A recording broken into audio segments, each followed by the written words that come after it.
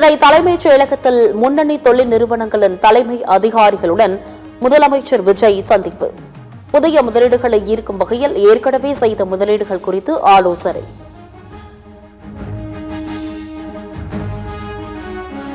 அதிமுகவில் கொறடா உத்தரவை மீறி வாக்களித்தவர்களின் ஆதரவை ஏற்றுக்கொண்டு அமைச்சர் பதவி வழங்குவது ஏற்புடையதா? முதலமைச்சர் விஜய் அவர்களே, இதை மட்டும் செய்யாதீர்கள் என விசிக எம்பி ரவிக்குமார் வேண்டுகோள். மகளிர் பெரிதும் பார்த்து காத்திருந்த உரிமை தொகை வங்கிக் கணக்கில் வரவு வைப்பு. வழக்கம் போல் வழங்கப்படும் 1000 ரூபாயை வரவு வைத்தது விஜய் தலைமையிலான புதிய அரசு.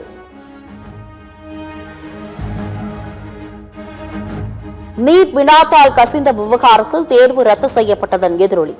நீட் மறுதேர்வு ஜூன் 21ஆம் தேதி நடைபெறும் என தேசிய தேர்வு முகமை அறிவிப்பு.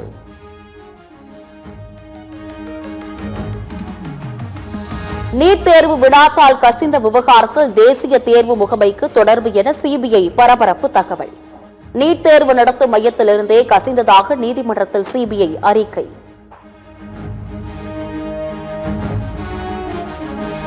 நீட் மறுதேர்வின் போது கூடுதலாக 15 நிமிடங்கள் வழங்கப்படும். மறுதேர்வு கட்டணமின்றியும் ரத்து செய்யப்பட்ட தேர்வுக்கான கட்டணம் திரும்பி வழங்கப்படும் என மத்திய கல்வித்துறை அமைச்சர் தர்மேந்திர பிரதான் அறிவிப்பு. சென்னையில் ஆபரண தங்கத்தின் விலை சவரனுக்கு 800 ரூபாய் குறைவு. கிராமிற்கு 14,950 ரூபாய்க்கும் சவரனுக்கு 1,19,600 ரூபாய்க்கும் விற்பனை. வெள்ளி விலை கிலோவிற்கு 10,000 ரூபாய் குறைந்து விற்பனை.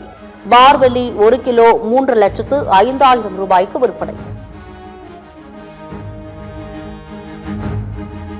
சென்னையில் பெட்ரோல் டீசல் விலை தலா 3 ரூபாய் உயர்ந்தது.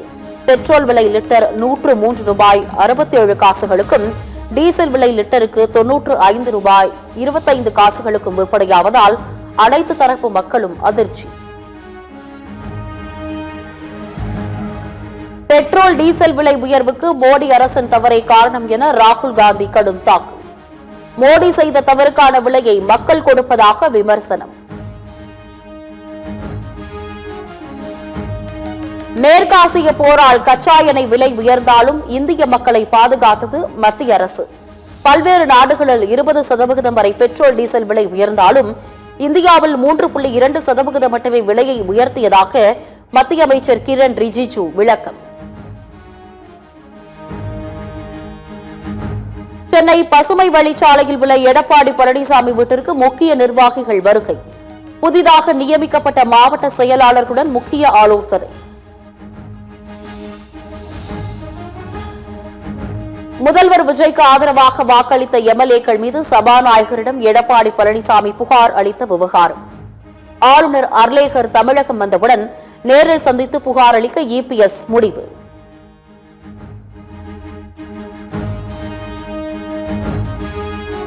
கட்சி நிர்வாகிகளின் பொறுப்புகளை நீக்கி எடப்பாடி பழனிசாமி வெளியிட்ட அறிவிப்புகளை எதுவும் சட்டப்படி செல்லாது. இபிஎஸ்-ஆல் புதிதாக பதவிகளை அறிவிக்கவோ நியமிக்கவோ முடியாது என எஸ்பி வேலுமணி தரப்பு கூட்டறிக்கை.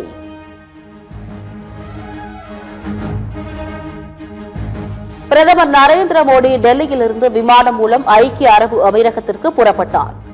6 நாள் பயணமாக புறப்பட்ட பிரதமர் ஐக்கிய அரபு அமீரகம், நார்வே, ஸ்வீடன், நெதர்லாந்து, இத்தாலி உள்ளிட்ட நாடுகளுக்கு பயணம். தமிழக கடற்கரை மற்றும் அதனை ஒட்டிய தென்மேற்கு வங்கக்கடலில் காற்றழுத்த தாழ்வு பகுதி நீடிக்கிறது. இன்றும் நாளையும் தமிழக கடலோர மாவட்டங்களில் வானம் மேகமூட்டத்துடன் காணப்படுவதுடன் மிதமான மழைக்கு வாய்ப்பு என தகவல். அரபிக்கடலில் அடுத்தடுத்து 2 குறைந்த காற்றழுத்த தாழ்வு பகுதி உருவாக வாய்ப்பு. வரும் 17 மற்றும் 24ஆம் தேதி குறைந்த காற்றழுத்த தாழ்வு பகுதி உருவாகும் என இந்திய வானிலை ஆய்வு மையம் கணிப்பு.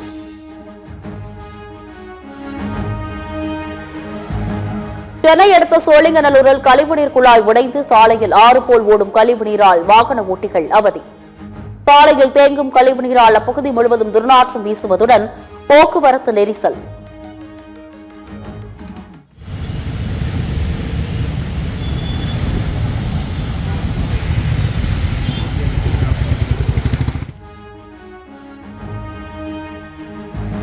சென்னை அடுத்த அம்பத்தூர் அருகே சூரப்பட்டு பகுதியில் தனியாக வசித்து வந்த மூதாட்டியின் கழுத்தை நெரித்து கொலை செய்து நகைகள் கொள்ளை. கைகள் கட்டிய நிலையில் மூதாட்டி சடலமாக மீட்கப்பட்டு கொள்ளையர்களுக்கு வலைவீச்சு.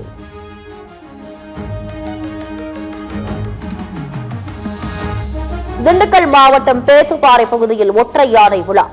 வாகன ஓட்டிகள் பாதுகாப்பாக செல்லும்படி வனத்துறை எச்சரிக்கை.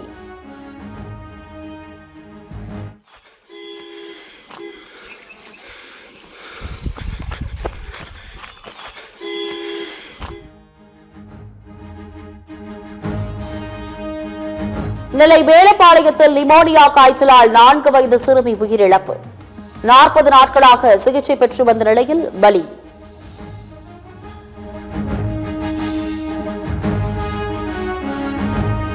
அனைத்து பள்ளிகளிலும் வகுப்புகளை தொடங்கும் முன் வந்தே மாதரம் பாடல் பாடப்படுவது கட்டாயம் என மேற்குவங்க அரசு அறிவிப்பு.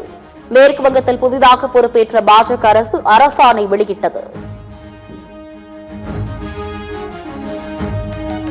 ஈரான் அனுமதியுடன் ஹோர்முஸ் நீரிணையை கடந்து சென்ற சீன கப்பல்கள். அமெரிக்கா சீன அதிபர்கள் பேச்சுவார்த்தை நடத்திய நிலையில் நிபந்தனையுடன் ஹோர்முஸ் நீரிணையை திறந்தது ஈரான்.